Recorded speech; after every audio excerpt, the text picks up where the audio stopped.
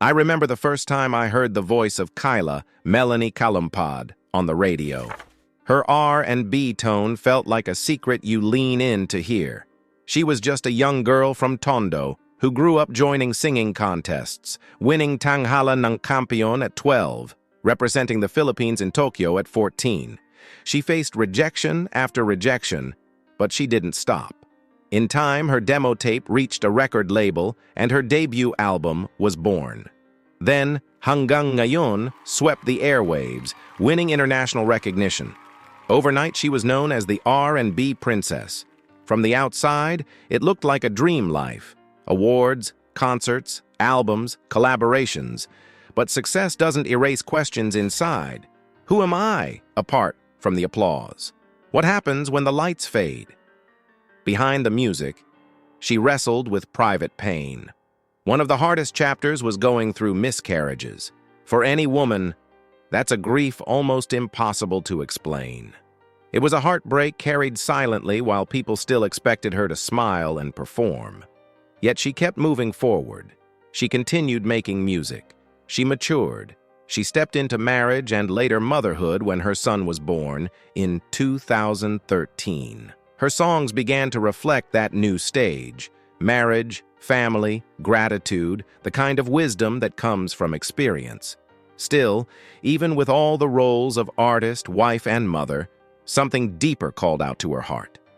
That deeper call was faith. Over the years, she began to share more openly about her dependence on God. In her quiet moments, she found peace in prayer. She would post reminders that every good and perfect gift comes from the Lord. She spoke about forgiveness, about grace that carried her through. And you could sense it wasn't shallow. It came from a place of knowing what it feels like to be broken, and then lifted back up again. Kyla's story shows us that transformation doesn't always happen in big, dramatic scenes.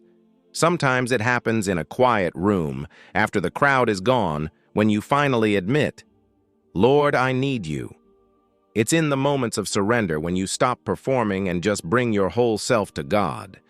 The same voice that reached millions of listeners was also the voice that, in prayer, cried out for help. And the same God who gave her that gift of music met her in the silence. Her life reminds us that God's grace is not about perfection.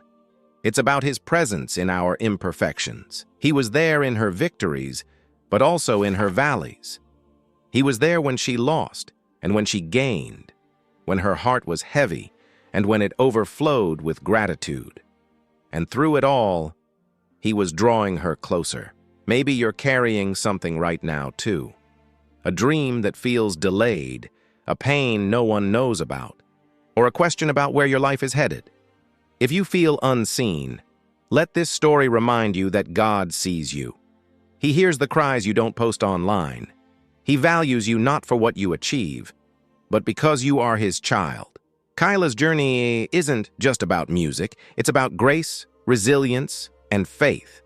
If God could meet her in the middle of fame and heartbreak, He can meet you in your quiet struggles too.